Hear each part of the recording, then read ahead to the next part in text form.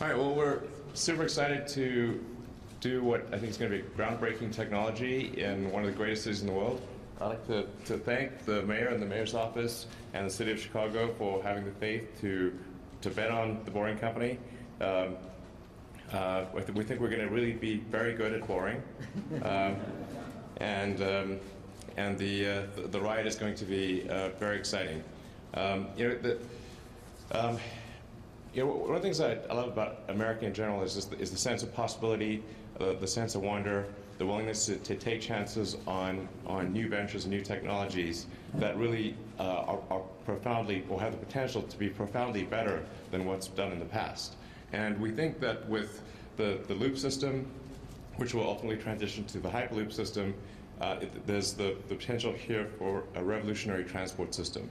And working with a city like Chicago, where one of the great things about Chicago is that there's the number of approving authorities is small. So this is that sometimes frustrates you. Yeah. Yeah. I mean, there's clear authority on in terms of getting approvals for various things. It's in some places you could be upwards of 12 or 15 different separate authorities in order to get approval to do something. In Chicago, that is a far smaller number, and that allows us to go through all of the appropriate environmental and regulatory approvals, but do so in a streamlined fashion. And that's one of the assets that I think Chicago has as a city. And that's why we want to do what we think will be the first publicly useful version of the loop from the Boring Company in Chicago. We really look forward to having a super exciting new technology in operation here in Chicago as soon as possible. We expect to start, assuming we receive the approvals, to start drilling later this year, perhaps as soon as 3 or 4 months, and we'll start drilling both from the station side and from the airport side. One of the interesting things that the mayor mentioned to me was that originally the station was going to do a pre-clearance for people going to the airport, so maybe that's a possibility if we work with the city and TSA, that you could actually get pre-cleared here and allow you to go straight to your terminal and minimize the time taken to get to your flight. That would be a pretty exciting possibility. So let's see, with that, other questions that we can answer? Charles? Oh. Okay. Oh, I have a hat. I think my flag is a little slightly better, that's all. Well, this is a limited edition hat. Yes. Okay. Charlie? Mr. Mayor, I'm sure you thought about how this is going to change the way we live in Chicago, would change the way the downtown is going to look. How do you anticipate this changing the lives of average Chicago? Well, that's a great question. First of all, let me take a step back. It's a fair question. I've always, since day one, I've always said this: key to Chicago's future is to invest and grow that future. And there are many, many, as I tried to list earlier, strengths to the city of Chicago. Its aviation system, its mass transit system, but first and foremost, the people. And also all the schools of higher education that are here. You've heard me before, but when it comes to talent, training, transportation, technology, transparency, Chicago's been a leader, which is why more companies are moving here than any other city for 5 years in a row, and we lead the country in 5 years in a row in direct foreign investment. A growing economy benefits all. Now, it also connects, take a look at it, the new office tower that's going up, around 6,000 people are going to work there.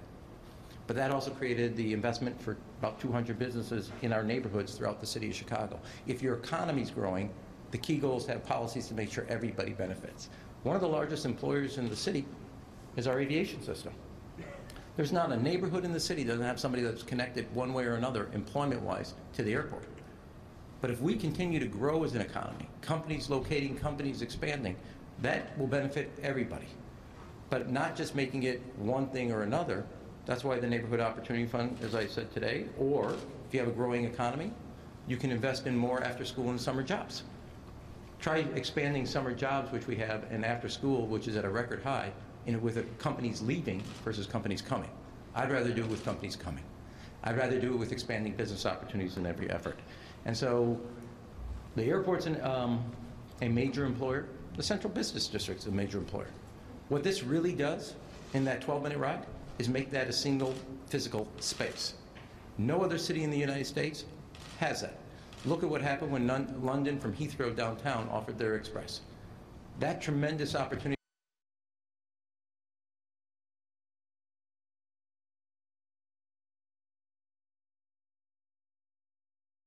etc. That makes Chicago all that more competitive in a global economy, which means our neighborhoods where people live and also work downtown or work at the airport or work in their own neighborhood, that will help, the growth of the economy will help everybody in that effort. Derek? Mr. Musk, can you tell us where will the $1 billion come from in financing?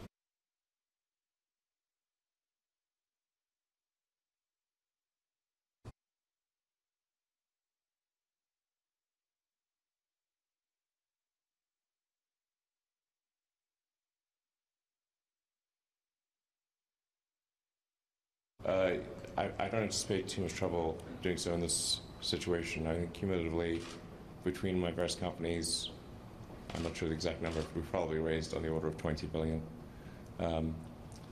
all things included. So, and I feel like the economic case here is quite compelling. So I don't really see any obstacles to that. Yeah. Let me take. What about the doubters, sir, about your technology? Let me, first of all, I happened to check this morning. I asked the office to check this, and because it is coming from Elon Musk's background. When he started Tesla, the stock opened up at 17. Just happened to check yesterday, it was 354. The ability to, and he's putting forward that financial wherewithal and that capacity. Second, Fran, were there doubters when Chicago reversed the flow of the river? Yes. Where are they today? Were there doubters when Chicago said we're going to build the first skyscraper in America? Yeah. Where are they today? Were there doubters when we said we're going to have the tallest building in the world, known before as the Sears Tower? Yes, there were doubters. Where are they today? My view is it's easy to be a critic or a cynic. What jobs do they produce? What economic growth do they produce? When Chicago decided to be the first city to take the Intercontinental Railroad system, it surpassed St. Louis within 20 years. When Chicago decided to be a leader in aviation, you saw what happened to its economy. Were there doubters about O'Hare? Were there doubters about the Intercontinental? Yes.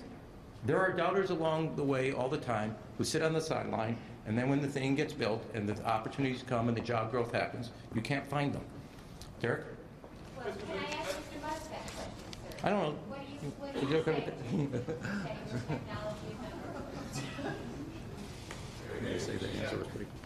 Yeah, man, I thought the mayor's answer was spot on. Can I have some stock?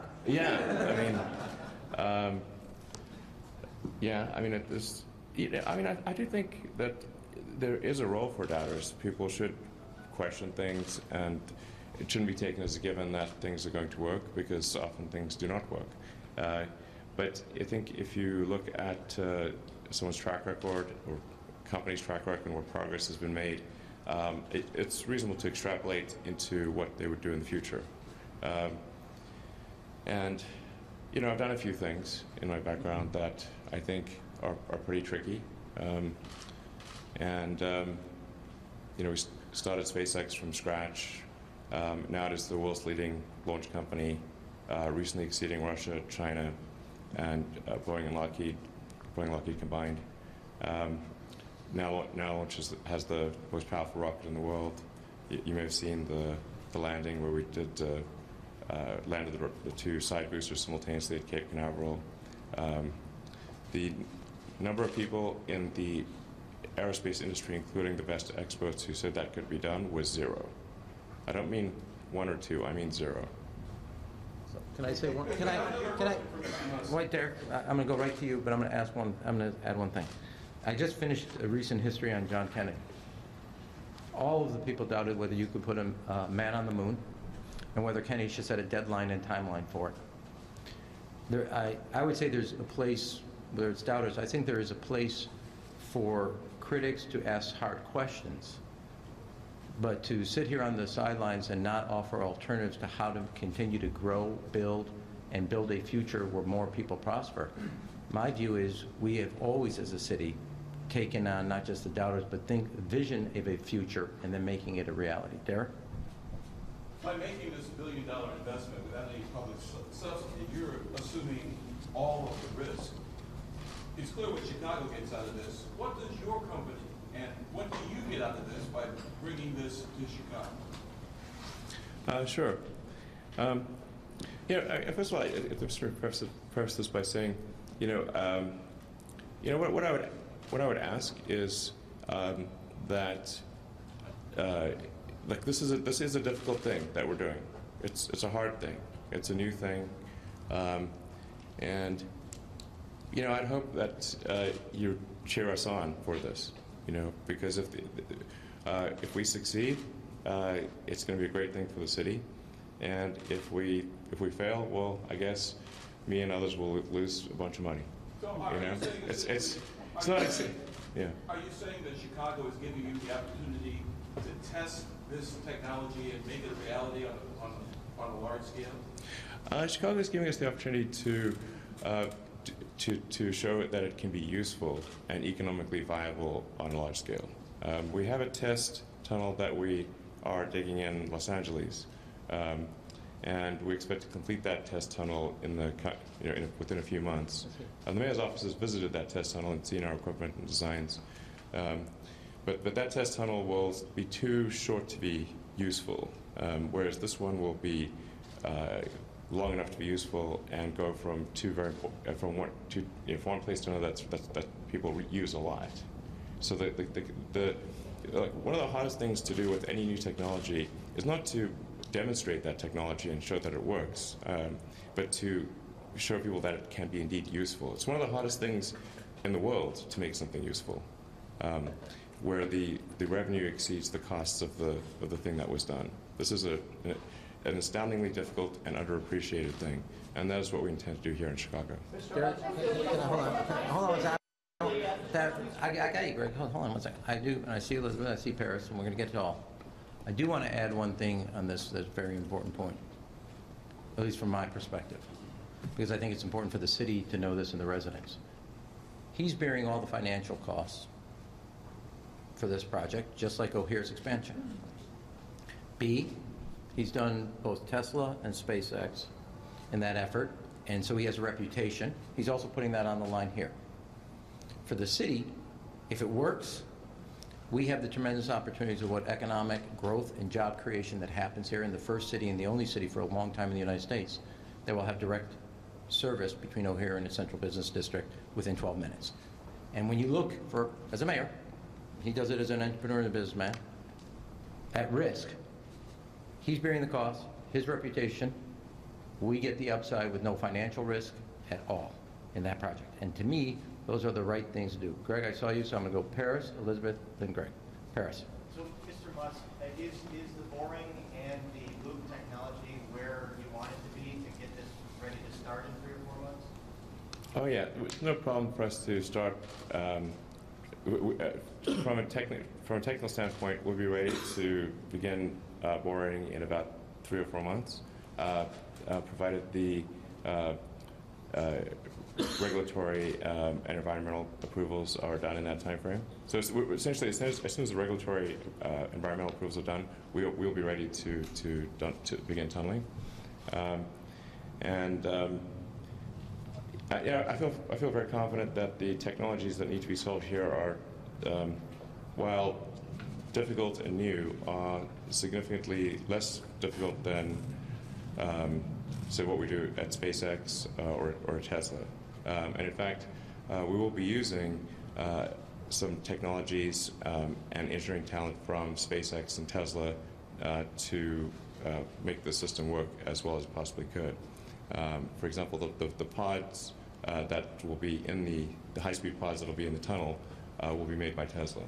So that's, I think, something where we've got the most advanced electric vehicle and autonomy technology in the world, and then we can apply that to operating in this tunnel, and that gives us a significant advantage. Here's Elizabeth, Greg, and John. 2 quick questions. it would transit to a Hyperloop system? What do you mean exactly? That it would hook up to other cities, that it would go faster? How would that transition work? And then secondly, is one of the reasons to keep the speeds at 150 miles per hour less to avoid extra regulation? Well, you know, on the speed front, we could. There's not really an objective limit to the speed, but I think 12 minutes versus 11 minutes. You know, like probably 150 or 155 miles an hour sounds about the right. That's 155 miles an hour is 250 kilometers an hour for a relatively short distance like Chicago to O'Hare. That seems like about the right speed to go.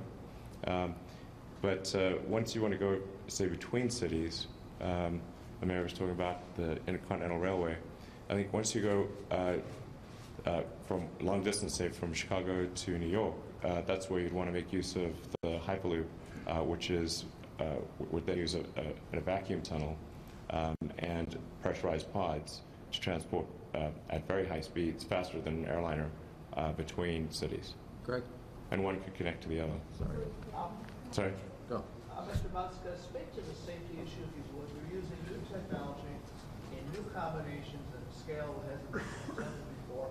For these vehicles are going to go at 17 miles underground. Some people are going to say, hey, what are you going to do to make these things absolutely positively safe and to take care of people because there's a problem?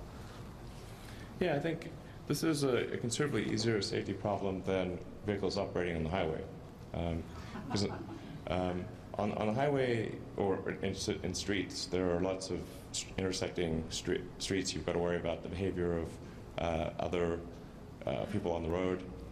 You've got Other people in your car? yeah, other people in your car. The roads can vary quite a lot. They can be sort of unidentified debris on the road. It's the road problem that Tesla is dealing with is vastly more complex than a tunnel where vehicles only going in one direction on one track in a known environment. So it's a vastly simpler problem than dealing with public roads and highways.